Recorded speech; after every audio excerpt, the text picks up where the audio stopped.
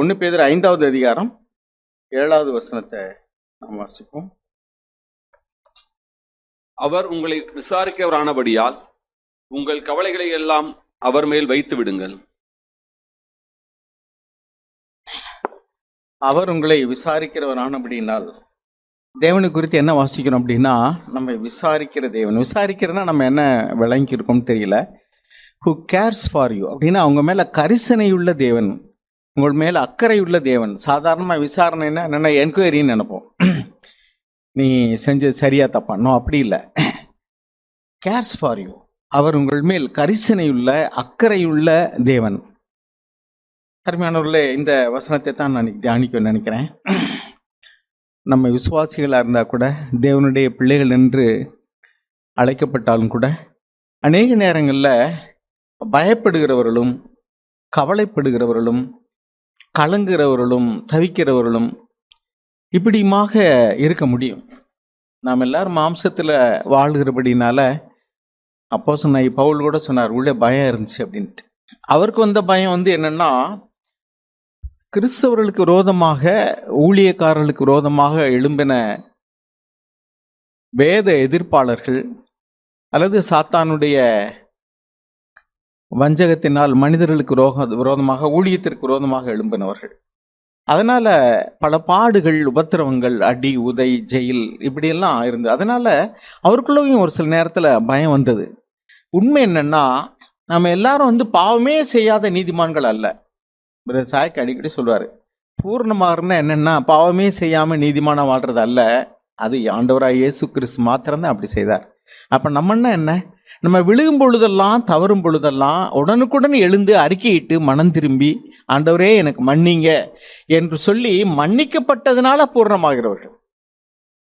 ஆமர்மையானவர்களே, நம்ம எத்தனையோ காரியங்கள்ல தவறுறோம், பரவாயில்ல. இப்ப நான் என்ன நம்ம தியானிக்க நினைக்கிறேன்னா, அவர் உங்களை விசாரிக்கிற தேவன். நம்முடைய தேவனை குறித்து நம்ம பெரும்பகுதி நம்ம என்ன செய்யணுங்கிறத தான் சபையில நம்ம அடிக்கடி தியானிக்கிறோம். காரணம் என்னன்னா, அவர் செய்யற காரியத்தை குறித்து நம்ம ஒன்று நினைப்போட்ட வேண்டிய அவசியம் இல்லை. நாம நம்ம காரியத்தை சரியா செய்யும்போது அவர் அதிக அக்கறை உள்ளவராய் நம்ம மேல கவனம் செலுத்துகிறவராக இருக்கிறார். ஆனபடினால நம் பாவிகளா இருந்த நேரத்திலேயே நம்மளை அழைத்து நம்ம தன்னுடைய பிள்ளைகள் ஆக்கி கொண்ட தேவன் இப்பொழுது பாவம் செய்யாது வாழணும்னு பிரயாசப்படும் பொழுது தவறுனோம்னா நமக்கு மன்னிக்க மாட்டாரா? நிச்சயமா மன்னிப்பார். அதுல எந்த சந்தேகம் வேண்டியதே இல்லை, அதையும் நிச்சயமா மன்னிப்பார். ஆனாலும் கூட நாம் அதை அறிக்கையிடவே வேண்டியதில்லை அப்படின்னு சொல்லிட்டு துணிகரமா பாவம் செய்கிறவர்களா இருக்கக்கூடாது. பாருங்க, இன்னைக்கு நான் சில வசனங்களை நான் வாசிச்சு நம்ம தியானிக்க நினைக்கிறேன். நம்முடைய தேவன் நம்ம மேல எவ்வளவு அக்கறையுள்ள தேவன், அதைத்தான் நம்ம இன்னைக்கு தியானிக்கணும். அவர் சொல்றாரு, அவர் உங்களை விசாரிக்கிறவர் ஆனபடினால். யார் சொல்றாருன்னா, பேதுரு, அப்போஸ்தலனாகிய பேதுரு, அவர் கூடவே பயணித்தவர். அவர் உங்களை விசாரிக்கிறவர் ஆனபடினால உங்களுடைய கவலைகளை எல்லாம், உங்களுடைய பாரங்களை எல்லாம் அவர் மேல வச்சிருங்க. அப்படின்னு என்ன அர்த்தம்? எப்படி இருக்குனாக்கும், அந்த வாகனம் எல்லா சுமையும் சுமக்கிறதுப்பா, நீ கையில வச்சிருக்கிறது, பெட்டியில வச்சிருக்கிறது எல்லாத்தையும் அது மேல வச்சிரு, நீ ஃப்ரீயா நடந்து போன்னு சொல்றது மாதிரி தான் அவர் எல்லா சுமையும் சுமக்கிற தேவன். நம்ம ஒரு பாட்டு இருக்கு, சுமந்து காக்கும் தேவனிடம் சுமைகளை இறக்கி வைத்திடுவோம். சுமந்து காக்கிற தேவன் அப்படின்னா நம்முடைய எல்லா பாரங்களையும் அவர் சுமக்க ரெடியா இருக்கிறார். வருத்தப்பட்டு பாரம் சுமக்கிறவர்களே வாருங்கள் என்னிடத்தில், நான் உங்களுக்கு இளைப்பாறுதல் தருவேன் அப்படின்னு ஆண்டவர் சொன்னார். பாருங்க அருமையானவர்களே, நம்ம வாழ்க்கையில பயமும் கவலையும் எதனால வருது அப்படின்னா, சில நேரங்களில் பயம் வர்றதுக்கு காரணம் நம்முடைய பாவமாக கூட இருக்கலாம். உதாரணத்துக்கு ஆதாம் ஏவாள் தேவனுக்கு பயந்து போய் ஒளிந்து கொண்டார்கள். எதுக்கு? தேவனுடைய கட்டளை மீறினதுனால அவருக்குள்ள அந்த ஆத்துமாவில் இருந்த சந்தோஷம் எல்லாம் செத்து போச்சு. ஆண்டவர் சொன்னார், பாவம் செய்கிற ஆத்துமா சாகும். பாவம் செஞ்சதுனால அவங்களுடைய இருதயத்துக்குள்ள சந்தோஷம் செத்து போய் பயம் வந்தது. அது ஒரு காரியம். அதே மாதிரி யாக்கோபு தன்னுடைய சகோதரனாகிய ஏசாவை தன்னுடைய தாயினுடைய ஆலோசனையை கேட்டு ஏமாத்தினதுனால அவருக்குள்ள பயம் வந்தது, ஒடிய போயிட்டார் உயிருக்கு பயந்து. பிறகு அங்கே லாபானுடைய வீட்டில் இருக்கும்போது லாபானுடைய அச்சுறுத்தலுக்கு பயந்து ஒளிந்து சொல்லிக்கிறாம ஓடியாந்துட்டாரு, மனைவி பிள்ளைகளை எல்லாம் கூட்டிட்டு. இதெல்லாம் நமக்கு தெரியும். திருப்பி அவர் வரும்பொழுது தன்னுடைய சகோதரனை எதிர்கொள்ள வேணுமே அப்படின்னு நினைக்கும் பொழுது, ஆதியாகமம் 32ஆம் அதிகாரத்துல 11வது வசனம், அவர் பயப்படுகிறார். ஏன் பயப்படுறாருன்னா, எந்த சகோதரனை ஏமாத்திட்டு வந்தோமோ அவரே நான் இப்பொழுது திரும்பி எதிர்கொள்ள வேண்டியிருக்கே அப்படின்னு பயப்படுகிறார். ஆக பாவம் செய்யறதுனால வரக்கூடிய பயம் வேற. அப்படின்னு என்னன்னா நம்ம மனம் திரும்பணும். இப்பொழுது யாக்கோபு மனம் திரும்பிட்டார். அந்த இடத்த வாட்சி பார்த்தோம்னா மனம் திரும்பி எந்த சகோதரனை ஏமாத்தினாரோ அவருக்கு தான் சம்பாதித்த இதுகள் எல்லாம் ஒரு பங்கை முன்னாடி நிறுத்தி அவருக்கு முன்னாடி தலை வணங்கி அப்படியாக அவரோடு கூட ஒப்புரவாக சகோதரர் தயாரா இருக்கிறாரு. தேவன் அவரோட ஒப்புரவாக்கி விட்டார். எந்த சகோதரனுக்கு பயந்தாரோ அதே சகோதரன் அவரை எதிர்கொண்டு அவரோடு கூட ஒப்புரவாகி, என் தம்பி நான் உனக்கு துணையா வரட்டுமா, என்னுடைய பரிவாரங்களை நான் உனக்கு துணைக்கு அனுப்பட்டுமான்னு சொல்லும்போது, ஐயோ நீ என்னை ஆளை விட்டு இவ்வளவு தூரம் என்னை ஏற்றுக்கொண்டதே பெரிய காரியம், உன்னுடைய கண்கள் எனக்கு தயவு கிடைச்சதேன்னு சொல்லிட்டு தேவனுக்கு நன்றி சொல்றார். கரெக்ட். நான் சொல்றது இப்ப இது இன்னொரு பகுதி என்னன்னா, நம்ம பாவம் செய்யாம இருக்கும் பொழுதும் கூட பாவிகளால் வரக்கூடிய துணிகரக்காரர்கள், துரோகம் பண்ணுகிறவர்கள், ஆண்டவராக இயேசு கிறிஸ்துவனுடைய நீதி நிமித்தம் நாம நீதியா வாழணும்னு நினைக்கும் போது நம்மை அநியாயமாய் துன்புறுத்த விரும்புகிறவர்கள், திருடர்கள், கொள்ளையடிக்கிறவர்கள், ஏமாத்துகிறவர்கள், அவர்களுக்கு நிமித்தம் கூட நம்ம பயப்பட முடியும். அப்ப பயம் நீதிமான்களுக்கும் வருது, அநீதிமான்களுக்கும் வருது. பாவம் செய்த நிமித்தம் வருது, பாவம் செய்யாம வாழ்றது நிமித்தம் கூட வருது. சில நேரம் வியாதிகளை கண்டு பயப்படுகிறோம், கொள்ளை நோய்களை கண்டு பயப்படுகிறோம். அங்கே நோய் இங்க வியாதி அப்படின்னா தொற்று நோய்களை கண்டெல்லாம் பயந்து வாழுகிறது உண்டு. சில நேரங்களில் பஞ்சத்தை பார்த்து பாருங்க, இப்பெல்லாம் நம்முடைய தேசத்திலேயே எச்சரிக்கிறார்கள். உலகத்துல பெரிய பொருளாதார பஞ்சம் வரப்போகுதுன்னு எச்சரிக்கிறாங்க. அதுல நம்முடைய நாட்டுல விசேஷமா பொருளாதார ரீதியான சில நெருக்கடிகள் வரலாம், கஷ்டங்கள் வரலாம்னு சொல்றாங்க பொருளாதார வல்லுநர்கள். விலைவாசி உயர்வு, வேலை இல்லா திண்டாட்டம், நிறைய இடங்கள்ல வேலையில் இருக்கிறவங்களையே வெளியே போய் சொல்றாங்க. அப்பெல்லாம் நம்ம என்ன செய்வோம் அப்படிங்கிற கவலையும் பயமும் மனிதர்களுக்கு இருக்கு. திக்கற்றவர்கள், அனாதைகளா இருக்கிறவர்கள், யார் என்னைய விசாரிப்பா, யார் எனக்கு உதவி செய்வா, என்னுடைய எதிர்காலம் எப்படி அமையும், நான் எப்படி படிப்பேன், எனக்கு எப்படி திருமணமாகும், எனக்கு எப்படி எதிர்காலம் அமைய போகுது அப்படின்னு பயப்படுறவங்க இருக்கிறாங்க. விதவைகள், எனக்கு கணவன் இல்லையே, எனக்கு ஒரு புருஷன் இல்லையே, ஒரு ஆண் துணை இல்லையே, அதனால மற்ற மனிதர்களால் வரக்கூடியதான ஏச்சு பேச்சு பிரச்சனைகள், நிர்பந்தங்கள், அல்லது என்னுடைய எதிர்காலம் எப்படி அமைப்போகுது, என்னுடைய பிள்ளைகளை நான் எப்படி விசாரிப்பேன், இப்படி விசாரிக்கிறவர்கள் உண்டு. ரம்யானவர்களே, இப்படி பயம் என்பதும் கவலை என்பதும் எதிர்காலத்தை குறித்து வயோதிகர்கள் ஐயோ எனக்கு நான் இப்ப ரிட்டையர் ஆயிட்டேன், எனக்கு எதிர்காலம் எப்படி ஆகும், எனக்கு வேலை இல்லையே, அல்லது தொழில் இல்லையே, அல்லது வருமானம் இல்லையே, எனக்கு யார் உதவி செய்வா, என்னுடைய பிள்ளைகள் என் மேல ஒரு அக்கறை இல்லாம இருக்கிறாங்களே, எனக்கு யார் உதவி செய்வா, இப்படி எல்லாம் பலவிதமான பயங்கள், கவலைகள், நிர்பந்தங்கள் நமக்கு வருது. ஆனா தேவன் என்ன சொல்றாரு, பேதுரு என்ன சொல்றாரு, அவர் உங்களை விசாரிக்கிறவர் ஆனபடினால உங்கள் கவலைகளை எல்லாம் அவர் மேல் வச்சிருங்க. நமக்கு ஒரே வழி என்னன்னா, நமக்கு வராதுன்னு அர்த்தம் இல்லை. நீதிமான்களா இருக்கிறவர்களுக்கு கூட வேதம் சொல்லுகிறது, நீதிமானுக்கு வரக்கூடிய துன்பங்கள் அநேகமா இருக்கும், ஆனால் அவை எல்லாவற்றிலும் இருந்து கர்த்தர் என்ன செய்வார், விடுதலை ஆக்குவார். சங்கீதம் 50:15 வாசிக்கிறோம், உன்னுடைய ஆபத்து காலத்துல நீ என்னை நோக்கி கூப்பிடு, நான் உன்னை விடுவிப்பேன், நீ என்னை மகிமைப்படுத்துவாய். அப்ப தேவனுடைய வார்த்தைகள் வேதத்துல நிறைய வாக்குத்தத்தங்களை தேவன் கொடுத்திருக்கிறார். இச்சையினால உலகத்தில் உண்டான கேட்டுக்கு தப்பி திவ்ய சுவாபத்திற்கு பங்குள்ளவர்கள் ஆகும்படிக்கு அருமையான வாக்குத்தத்தங்களை எல்லாம் தேவன் இந்த வேதத்துல கொடுத்திருக்கிறார். அதெல்லாம் நம்ம பிடிச்சுக்கிடணும். இந்த வார்த்தைகளை கேட்கும் போது அதை நம்ம மனசுல வச்சுக்கிடணும். நம்ம பாடுகள் வராது, கஷ்டம் வராதுன்னு சொல்லல, வரும். அப்படி வரும் பொழுது அதிலிருந்து விடுதலையாக்குற பரியாரியாகிய கர்த்தர் ஒருவர் உண்டு. என் தேவனே, நீர் என் அன்பின் தகப்பன், நீர் என்னை நேசிக்கிறீர், என்னை விசாரிக்கிறீர், எனக்காக கரிசனை உள்ளவரா இருக்கிறீர்.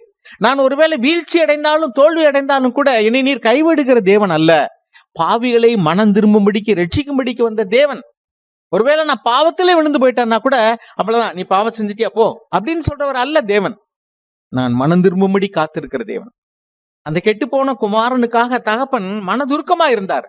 அவர் மனுஷியமா அன்பு கூர்ந்து போய் அவருக்கு சாப்பாட்டுக்கு உதவி செஞ்சு நீ கஷ்டப்படாதப்பா அப்படின்னு சொல்லல. நோ.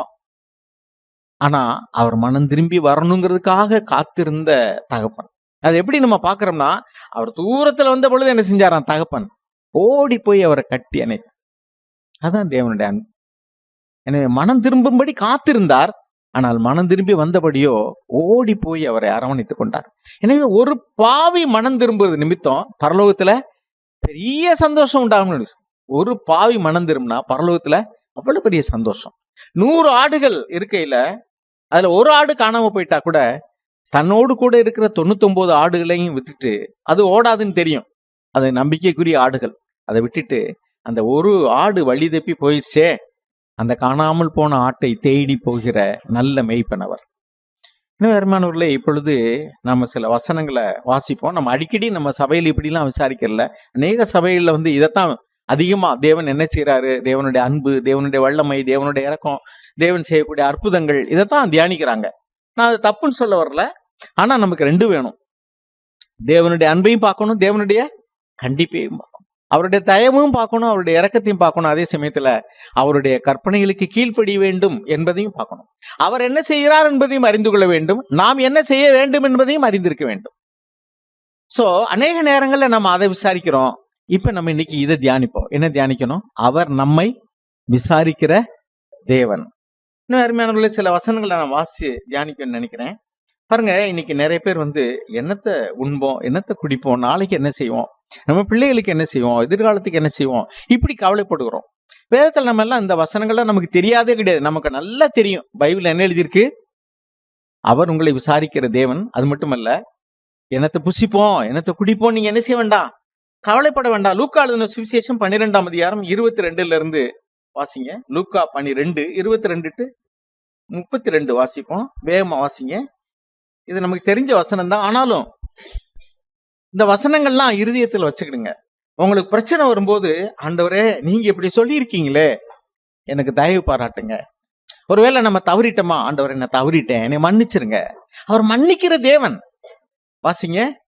பின்னும் அவர் தம்முடைய சீஷரை நோக்கி, இப்படி இருக்கிறபடியினால் எண்ணத்தை உண்போம் என்றும் உங்கள் ஜீவனுக்காகவும் எண்ணத்தை உடுப்போம் என்று உங்கள் சரீரத்துக்காகவும் கவலைப்படாதீர்கள் என்று உங்களுக்கு சொல்லுகிறேன். ஆகாரத்தை பார்க்கலும் ஜீவனும் உடையை பார்க்கலும் சரீரமும் விசேஷித்தவைகளாய் இருக்கிறது.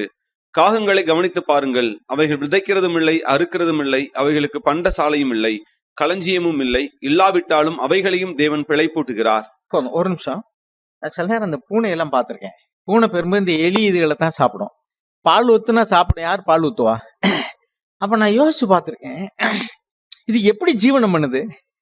நம்ம வீடுகளுக்கு எலி அடிச்சு விரட்டிடுவோம். ஆனா பாருங்க, இப்ப காடுகரையில தெரியுது என்ன அதுக்கு. அப்ப தேவன் ஒண்ணுக்கு ஒன்ன வச்சு உணவாக்கி இந்த அண்டத்தையும் அகிலத்தையும் அவர் ஆண்டு வழி நடத்திட்டே இருக்கிறார். நான் யோசிச்சு பார்த்திருக்கேன், இதுக்கெல்லாம் எப்படி பிழைப்பு உண்டாகுது, எப்படி வாழுது? நீங்க சில நேரம் பார்த்திருப்பீங்க, முரட்டு பாம்புகளை பார்த்திருப்பீங்க. திடீர்னு ஒரு பாம்பை கண்டா கூட எப்படி செய்வோம், ஓடி அடிச்சாவது அடுத்த விட்ட ஆளை கூப்பிட்டு அதை அடிச்சு கொன்னே விடுவோம். ஆனா அது எப்படி இவ்வளவு பெரிய பாம்பு எங்க வளர்ந்துச்சது? அப்ப என்ன, அது மனுஷனுடைய கண்கள்ல படாம அல்லது காட்டுல மேட்டுல என்ன செய்யுது? சிங்கம், புலி, கரடி, யானை, கொடிய மிருகங்கள், பாம்புகள், அது கூட தேவன் என்ன செய்யறார்? அதுக்கு பிழைப்பூட்டுகிறார். எனவே மனுஷர்களுக்கு பிழைப்பூட்ட மாட்டார். அவர் சொல்றாரு, காகங்களை கவனிச்சு பாருங்க, அது விதைக்கிறது இல்ல, உழுகிறது இல்ல, அறுக்கிறது இல்ல, எந்த களஞ்சியத்திலும் போய் சேர்த்து வைக்கிறது இல்ல. அன்னைக்கு பிழைப்பாவோட சரி எங்க உண்டிய ஸ்டோர் பண்ணி வைக்குது. எறும்பு கூட என்ன செய்யுது? கொண்டு போய் புத்துல சேமிச்சு வச்சுக்கணும். ஏன்னா அதுக்குள்ள தானியம் எல்லா நாளும் கிடைக்காது. ஆனா காகத்தை பாருங்க, குருவிகளை பாருங்க, பறவைகளை பாருங்க, அதுக்கும் தேவன் பிழைப்பூட்டுகிறார். அப்ப அந்த உதாரணத்தை சொல்றாரு ஆண்டவர். அதுக்கெல்லாம் அவள நம்பிக்கையா இருக்கே, உனக்கு எங்கப்பா வச்சு நம்பிக்கை? உனக்காக தானே நான் அதை படிச்சேன், அதெல்லாம் படிச்ச உனக்காக. ஆனா நீ இவ்வளவு கவலைப்படுற, என் மேல நம்பிக்கை இல்லையா? இந்த சிட்டுக்குருவி பாட்டு படிக்கிற மாதிரி கொண்டிருக்கும். மனுஷர்களை கவனிச்சு பாரு. அது என்னது? நமக்கு ஒரு தேவன் உண்டு, அவங்களுக்கு தேவன் இல்லையா? இருக்கிறாரு, அப்புறம் ஏன் கவலைப்படுறாங்க? வாசிங்க அடுத்த வசனம். கவலைப்படுகிறதுனால் உங்களில் எவன் தன் சரீர அளவோடு ஒரு முழத்தை கூட்டுவான்? மிகவும் அற்பமான காரியம் முதலாய் உங்களால் செய்யக்கூடாது இருக்க மற்றவைகளுக்காக நீங்கள் கவலைப்படுகிறது என்ன? இந்த கவலையை பத்தி ஒருத்தர் சொன்னாரு, மனிதர்கள் கவலைப்படுவதில் பெரும்பாலும் 60% நடக்கிறதே இல்லையா? 60% அப்படின்னா என்ன அர்த்தம்? பாதிக்கு மேல மனுஷன் கவலைப்படுறது நடக்கிறதே இல்லை. நடக்காத காரியத்திற்கு, நடக்க போகாத காரியத்துக்கு, ஐயோ இப்படி வந்துருமோ, ஐயோ இப்படி இந்த வியாதி வந்துருமோ, ஐயோ இது வியாதியாத்தான் இருக்குமோ. சில பேர் அறிவுனால பயப்படுறாங்க. அறிவு பெருத்தவன் நோவு பெரு. அப்படின்னு என்ன அர்த்தம்? வியாதிகளை பற்றி படிச்சு தெரிஞ்சுக்கோங்க. ஏதாவது ஒண்ணுன்னா, ஐயோ எனக்கு இந்த வியாதி வந்துருச்சோ, எனக்கு அந்த வியாதி வந்துருச்சோ. அறிவு பெருக்கிறதுனால வர்ற பிரச்சனை இது. அது தெரியாதவன் பாருங்க, சில பேர் பாத்தீங்கன்னா நம்ம ரொம்ப சுத்தமா இருக்கணும்னு நினைப்போம். ஒரு சிலர் பாத்தீங்கன்னா ரொம்ப சுத்தத்தை பத்தி கவலையே பட மாட்டாங்க. சும்மா அசிங்கம் கிடந்தா கூட இப்படி எடுத்து போட்டு லேசா கழுவிட்டு அவங்க வாட்டில் வாங்க. அடுத்தாப்புல என்ன அந்த கையிட்டு சும்மா கழுவிட்டு சாப்பிடுவோம். நம்ம சோப்பு போட்டு கழுவி அப்படி இப்படி எல்லாம் சுத்தமா இருக்கும்னு நினைக்கிறது இல்ல. கழுவுன பாத்திரத்தையே நம்ம கழுவி யூஸ் பண்ண நினைப்போம். பாத்திரத்தையே சும்மா தண்ணி ஊற்றி அலசி ஊத்திட்டு செய்யறவங்க எல்லாம் இருக்கிறாங்க. அப்ப என்ன செய்யணும், எவ்வளவுக்கு நம்ம சுத்தத்தை குறித்து எச்சரிக்கை உணர்வு இருக்கோ அவ்வளவுக்கு நம்ம வந்து ரொம்ப அக்கறையா இருக்கும்னு நினைக்கிறோம், கவலைப்படுறோம். ஆனா ஆண்டவர் சொல்றாரு, மிகவும் நீ கவலைப்படுறதுனால என்ன செய்ய முடியும் உன்னால? சில விஷயங்கள்ல உன்னால ஏதோ கொஞ்சம் செய்யலாம். ஆனா பெரும்பாலான விஷயங்கள்ல நம்ம கவலைப்படுறதுல நம்ம ஒண்ணுமே செய்ய முடியாது. நீ கவலைப்படுறதுனால உயரத்துல ஒரு முளத்தை கூட்ட முடியுமா? அல்லது கருப்பு முடிய வெள்ளையாக்க முடியுமா? இல்ல வெள்ளை முடியத்தான் கருப்பாக்க முடியுமா? எத்தனை பேர் நம்ம வந்து வெள்ளை முடி ஆயிடுச்சுன்னு கவலைப்படுறவங்க உண்டு. நான் பார்த்திருக்கேன், சிலருக்கு வயசே ஆகாது. நான் கிண்டல் பண்றதுக்கு சொன்னல, அவங்க இஷ்டம் நீங்க. ஆனா நான் பார்த்தேன், கொஞ்ச நாளைக்கு முன்னாடி ஒரு இடத்துக்கு போயிருந்தேன் விசேஷத்துக்கு. ஒருத்தர் என்னை பார்த்து, என்னை விட ஒரு வயசுல ரொம்ப மூத்தவர், எனக்கே இப்ப 69 நடக்குது. அவர் வந்து வயசுல மூத்தவர். பார்த்தா அவருக்கு முடி எப்போதும் கருப்பா இருக்கு, மீசையும் கருப்பாவே இருக்கு. எனக்கு முடி வெள்ளையாயிடுச்சு எல்லாமே. நான் வெள்ளையானதை பத்தி கவலைப்படல, அவர் வெள்ளையானதை பத்தி கவலைப்படுறாரு. அதனாலதான் என்ன செய்யறாரு, டை அடிச்சுக்கிறார். நான் டை அடிக்கலாம் தப்புன்னு சொல்ல, it is left you. Powder அடிக்கிறது, எண்ணெய் பூசுறது, டை அடிக்காது உங்க இஷ்டம். ஆனா என்ன சொன்னேன், எனக்கு அதை பத்தி கவலை இல்லை. தேவன் வெள்ளையாக்கிட்டார், வெள்ளையாவே இருந்துட்டு போகுது. அதுக்கு சில வசதிகள் இருக்குதான் செய்யுது. சில இடத்துல நரைமுடி உள்ளவனை கண்டா எழுந்துன்ற மாதிரி அதுக்கு ஒரு மரியாதை இருக்குதான் செய்யுது, சீனியர் சிட்டிசன்ஸ்னு. நம்ம வயசான பின்னாடியும் வந்து கருப்பாக்கி முடி வச்சுக்கிட்டு இருந்தோம்னாக்கா நம்மளை இளவட்டம்னு நினைச்சு என்ன செய்வாங்க, நீங்க 10 கிலோ வெயிட்டை தூக்கிட்டு இருப்பீங்க, யாரும் பார்த்துக்கிட்டு நிற்பாங்க வேடியனா ஏன்னா அவருக்கு ஸ்ட்ரென்த் இருக்கு. ஆனா வயசாயிடுச்சு நினைச்சா மற்றவங்க ஹெல்ப் பண்ணுவாங்க. ஸோ அந்த வெளியிலேயாவது ஒரு வகைக்கு அது உதவிதான். என்ன சொல்லுவாருன்னா, நாம வந்து கவலைப்படுறோம். அற்பமான காரியத்துக்கு கூட நீங்க கவலைப்படுறீங்களா? நீ கவலைப்படுறதுனால நீ என்ன செய்ய முடியும்? உன்னால முடியாத காரியத்துக்குலாம் நீ எவ்வளவு இதுக்கு கவலைப்படுற? அடுத்து வாசிங்க. காட்டு புஷ்பங்கள் எப்படி வளருகிறது என்று கவனித்து பாருங்கள். அவைகள் உழைக்கிறதும் இல்லை, நூற்கிறதும் இல்லை. என்றாலும் சாலமோன் முதலாய் தன் சர்ம மகிமையிலும் அவைகளில் ஒன்றை போலாகிலும் உடுத்தி இருந்ததில்லை என்று உங்களுக்கு சொல்லுகிறேன். நான் இந்த செடியெல்லாம் பார்க்க போவேன். அப்படி ஒரு நாளைக்கு 3-4 தடவை கூட வந்துடுவேன் நான். ஏன்னா அதுல ஒவ்வொரு செடியும் பார்க்க எனக்கு ஆச்சரியமா இருக்கும். ஒரு செடி சக்கச்சவேர்னு பூக்குது, ஒண்ணு வெள்ளை வெள்ளையர், எல்லா இலையும் பச்சையா தான் இருக்கு. எல்லா இலையும் பச்சையா தான் இருக்கு. அந்த பூக்கிற காலம் வந்த உடனே பாத்தீங்கன்னா, ஒண்ணு செக்கச்சவேர்ன்னு இருக்கு, ஒண்ணு மஞ்சேன்னு இருக்கு, ஒண்ணு வெள்ளை வெள்ளையர்ன்னு இருக்கு, ஒண்ணு பிங்க் கலர் இருக்கு, ஒண்ணு ப்ளூ கலரா இருக்கு. விதவிதமான பூக்கள், விதவிதமான நிறங்கள். பாருங்க, ஆண்டவரே அதை சொல்றாரு பாருங்க. பாருங்க, இன்றைக்கு இருந்து அது ஒரு சில பூக்கள் வந்து ஒரே நாள்ல என்ன செஞ்சிடும், அழகா இருக்கும், பார்த்துக்கிட்டே இருப்போம். ஆனா பாத்தீங்கன்னா அடுத்த நாள் வாடி போயிடும். எவ்வளவு நாள் கழிச்சு பூக்குறது நீங்க நல்லா கவனிச்சு பாருங்க. வெள்ளையா இருக்கு, இது பச்சையா இருக்கிற அந்த இலையில பூக்கக்கூடிய பூ மட்டும் கலர் கலரா பூக்குது. அதுக்கு நேரம் எங்க இருந்து வருது? தேவன் கொடுக்குறாரு. அதை எவ்வளவு அழகா அலங்கரிச்சு வச்சிருக்காரு. அப்படி பூக்களைன்னு அது இங்க வைக்க மாட்டாது. அது பூக்களைன்னு இங்க வச்சிருப்போமா? அழகா பூக்குது. சில மரங்கள் நல்லா காய்க்குது, கனி தருது. அதனால அதை வச்சு தண்ணி ஊத்துறோம், இல்லைன்னா அதுக்கு தண்ணி ஊத்த மாட்டோம். அப்ப தேவன் வந்து அந்த நிறங்களை கொடுக்கறதுக்கும் அதன் மூலமாக நல்ல கனிகளை கொடுக்கறதுக்கும் தேவன் அறிந்திருக்கிறார். பாருங்க, அந்த செடிகளை பராமரிக்கிற தேவன் உன்னைய பராமரிக்க மாட்டாரா? தேவன் சொல்றாரு. ஆனாலும் அநேக நேரங்கள்ல நம்முடைய விசுவாசம் அப்படி இல்லை. அருமையானவர்களே, நம்ம யோசிச்சு பார்ப்போம், ஆண்டவரே எனக்கு விசுவாசத்தை தாங்க. ஒரு பையன் வந்து ரொம்ப முடியல, அவன் சங்கர ஒரு ரோகியா இருந்தான்னு வாசிக்கிறோம், எபிலெப்டிக், இசிவு. பாருங்க, அவனை கொண்டு வந்து சீசர்கிட்ட கொண்டு வந்தாங்க, சுகமாக்க முடியல. அப்ப ஆண்டவர்கிட்ட வந்து சொன்னாங்க. ஆண்டவர் வந்து அந்த நோயிலிருந்து அவனுக்கு சுகம் கொடுத்தார்.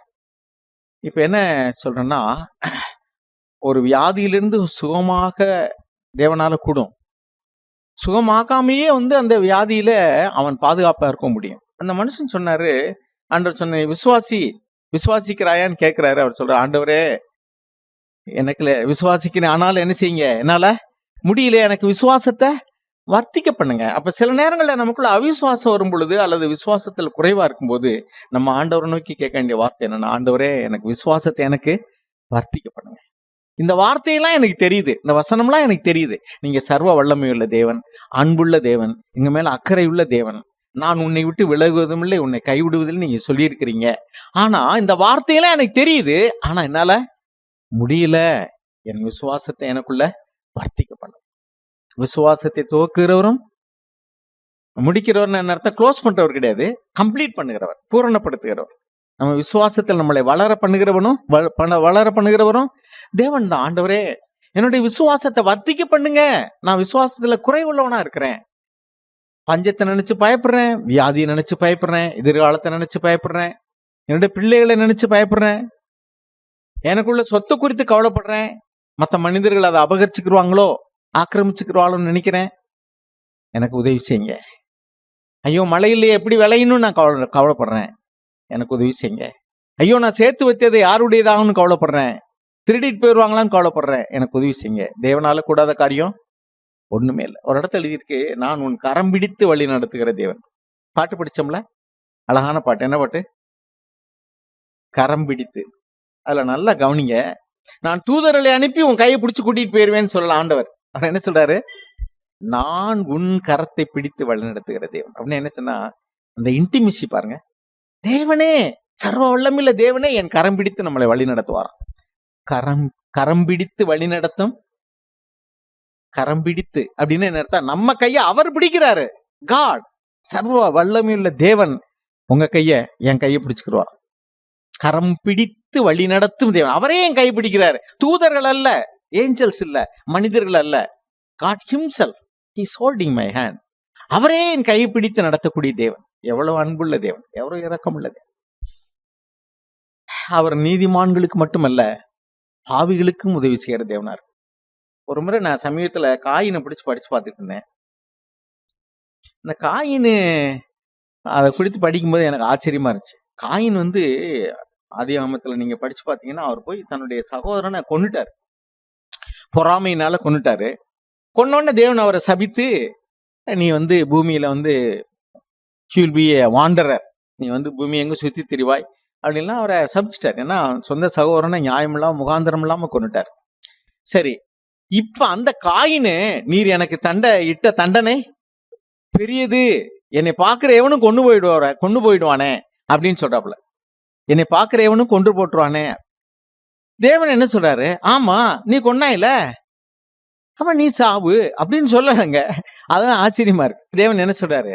உன்னை கொள்ளுகிற எவன் மேலும் 7 மடங்கு பாவம் சுமரும். அதனால உனக்கு ஒரு அடையாளத்தை போடுறேன், உன்னை எவனும் கொல்ல மாட்டான் போ. இது எப்படி இருக்கு? இது என்னையா அநியாயமா தெரியுது நமக்கு பார்க்கல. அநியாயமான இறக்கம், சொல்ல போனா அநியாயமான இறக்கம். கொண்டு போட்டவனுக்கு, கொலை செஞ்சவனுக்கு கூட இறக்கமா?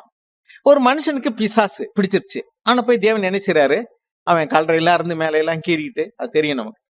தேவன் என்ன செய்றாரு? அவன்கிட்ட பிடிச்சிருக்கிற அசுத்த ஆவியை வெளியே போய் சொல்லி துரத்துறாரு. இப்ப அந்த ஆவி கெஞ்சுது. என்ன கெஞ்சுது? லேகியோன், நிறைய பேரு நான் கடலுக்குள்ள போக சொல்லி சொல்லாதீங்க, எங்க என்ன செய்யுங்க, அந்த பன்றி கூட்டத்துக்குள்ள போகும்படிக்கு எங்களுக்கு தயவு பாராட்டுங்க. சரி போ. ஏன் யாருக்கு தான் இறக்கம் காட்டுறது? பிசாசுக்கு இறக்கம் காட்டுறது. அங்க எழுதியிருக்கு பெக்கிங் அப்படின்னு எழுதியிருக்கு. அந்த அசுத்த ஆவிகள் கெஞ்சுகின்றன, எங்களுக்கு இன்னும் காலம் இருக்கு, அதுக்கு முன்னாடியே எங்களை நீங்க கொடுமைப்படுத்தாதீங்க, கொஞ்சம் காலம் இருக்கு, எனக்கு அதற்காவது எனக்கு நான் நிம்மதியா இருக்கிற கூட. அதுக்கு இறக்கம் பாரு. சரி போ. அது பன்றி கூட்டத்துக்குள்ள போய் அந்த ஆவியெல்லாம் போறது குறித்து நம்ம பாக்குறோம். எனக்கு அதெல்லாம் வாசிக்கும் போது, யாருக்கு தான் இறக்கம் காட்டுறதுனே இல்லையா? இந்த அசுத்த ஆவிக்கு கூட என்ன செய்யறாரு தேவன்? அது கூட வேண்டும் போது, சரி போ, சரி போயிட்டு போ, திரும்பி வர்றதுக்கு அனுமதி கிடையாது. அவர் சொன்னதுதான். ஆனா அடுத்து மேற்கொண்டு அவங்களுடைய விண்ணப்பத்துக்கும் செவி கொடுத்து சரிப்போ. அதனாலதான் இன்னைக்கு பிசாசை கூட இன்னும் அழிக்காம விட்டு வச்சிருக்கிறார்.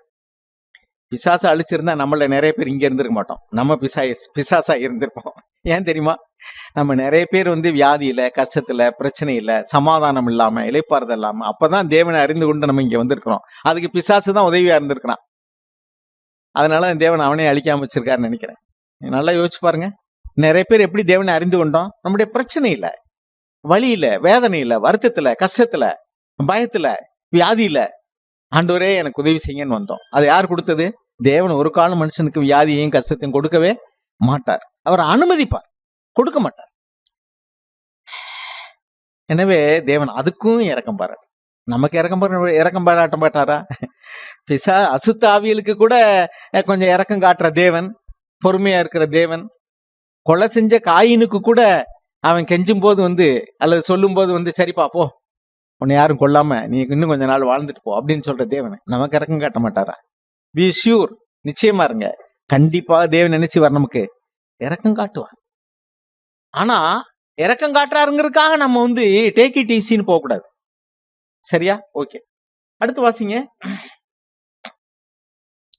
இந்த வசனத்தை நமக்கு தெரியும், நீங்க தொடுத்து வாசிக்கணுங்க. பிலிப்பியர் 4:19 வாசிங்க. பிலிப்பியர் 4:19.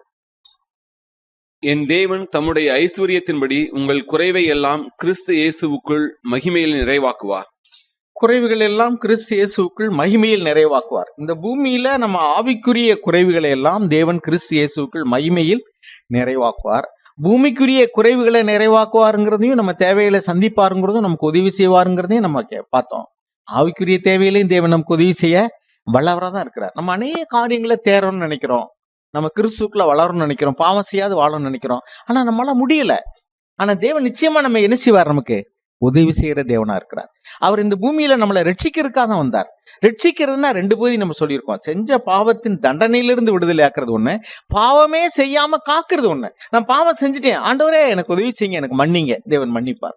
ஆண்டவரே நான் பாவம் செய்யாம வாழணும், எனக்கு உதவி செய்யுங்க, அதுக்கும் உதவி செய்வார். அதுதான் அவர் தம் ஜனத்தின் பாவங்களை நீக்கி நம்மை ரட்சிக்கிறவர். அப்படின்னா என்ன அர்த்தம்? தண்டனையிலிருந்து விடுதலை ஆக்குறது மட்டுமல்ல, இனிமே பாவத்துல விழாதபடியும் காக்க தேவன் வல்லவரா இருக்கு. அதனால பாருங்க, இங்க இருக்கிறவங்கள நிறைய பேர், எவ்வளவு பேர் எவ்வளவோ கசப்புல இருந்து, பொறாமையில இருந்து, பால் இச்சையினால் கெட்டு போன வேசித்தன விபச்சார பாவங்களில் இருந்து, கொலை வெறி, பழி வாங்கக்கூடிய உணர்வு அதுகள்ல இருந்து, கடன் பிரச்சனைகள்ல இருந்து, எவ்வளவு காரியத்திலிருந்து தேவன் நம்மளை விடுதலை ஆக்கியிருக்கார். விடுதலை ஆக்கியிருக்காரா இல்லையா? என்னை விடுதலை ஆக்கியிருக்கார். நான் பூர்ணம் அடைஞ்சிட்டேன்னு சொல்லல, இன்னும் நம்ம போக வேண்டிய வழி ரொம்ப இருக்கு, இல்லைன்னு சொல்லல. ஆனா விடுதலை ஆக்கி இருக்கிறாரா இல்லையா? உங்களுடைய கடந்த கால வாழ்க்கையை பாருங்க. சாக்கடையில கிடந்தது மாதிரி கிடந்த நம்மள தேவன் எவ்வளவு தன்னுடைய ரத்தத்தினால கழுவி சுத்திகரித்திருக்கிறார்.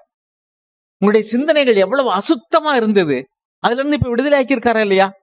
உங்களுடைய இருதயத்துல பழி வாங்கக்கூடிய உணர்வு, கோபம், எரிச்சல், அதுல இருந்து விடுதலை ஆக்கியிருக்காரா இல்லையா? முழுவதுமா ஒருவேளை நீங்க என்ன விடுதலை ஆகாம இருக்கலாம், ஆனா விடுதலை ஆகிக்கொண்டே இருக்கிறீர்கள் இல்லையா? Praise the Lord. ஆண்டவருக்கு நன்றி சொல்லுவோம். தேவன் நம்மை ரட்சிக்கிற தேவன், இனிமே முழுவதுமா இதுவரை காத்த தேவன் இனிமேல் என்ன செய்வார்? காப்பார். நம்முடைய அவிசுவாசம், எத்தனையோ காரியங்கள் அவிசுவாசமா இருந்தோம், பயந்து இருந்தோம். மரணத்தை குறித்ததான பயம், எதிர்காலத்தை குறித்ததான பயம், எவ்வளவோ விடுதலை ஆக்கியிருக்கார், இன்னும் விடுதலை ஆக்குவார். தேவனால கூடாத காரியம் ஒன்றுமே இல்லை. விசுவாசிக்கிறவர்களுக்கு எல்லாம் கூடும்.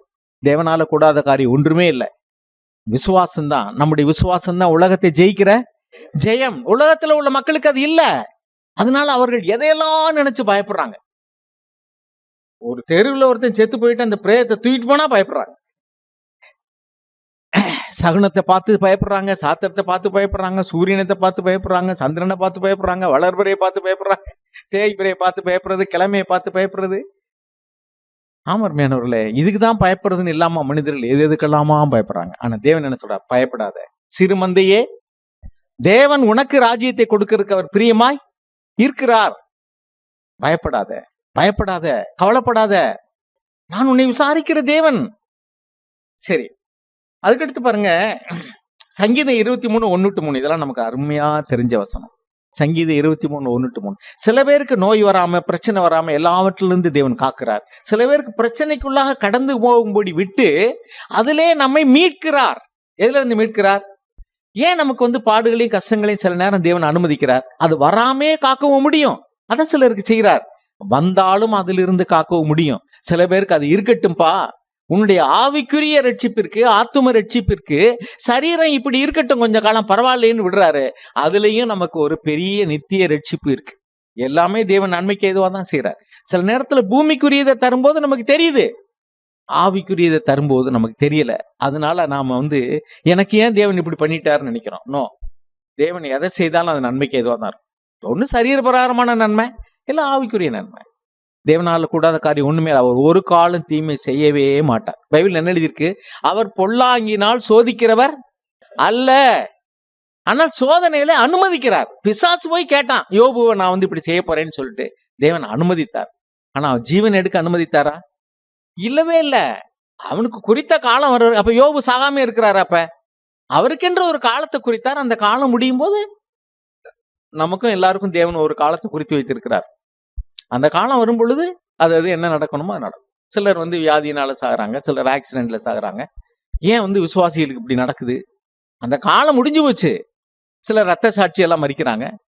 அவங்களுக்கு தேவன் நிர்ணயிச்ச காலம் அது முடிஞ்சிருச்சு. அதனால நீ எப்படியோ சேர்ப்பா. இங்க இருக்கிறத விட அங்க இருக்கிறது உனக்கு நல்லது வா அப்படின்னு தேவன் கூப்பிட்டுக்கிறார். அதனால தேவனை அனுமதிக்காம விசுவாசிகளுடைய வாழ்க்கையில தலையில் உள்ள முடிவுடைய என்ன செய்யாது, கீழே விழாது. விசுவாசிப்போம். ஆண்டவரே எனக்கு விசுவாசத்தை தாங்க. இந்த வார்த்தை தெரியுது, இந்த வசனம் தெரியுது என் அறிவுல, ஆனா எனக்குள்ள விசுவாசத்துல நான் ரொம்ப குறைவா இருக்கிறேன், எனக்கு உதவி செய்யுங்க. அதனால பயம் வருது, அவிசுவாசத்தினால சந்தேகம் வருது, பயம் வருது, கவலை வருது. பயத்தையும் கவலையும் ஆண்டவர் விசுவாசத்தை கொண்டு நமக்கு ஜெயிக்க உதவி செய்வாரா.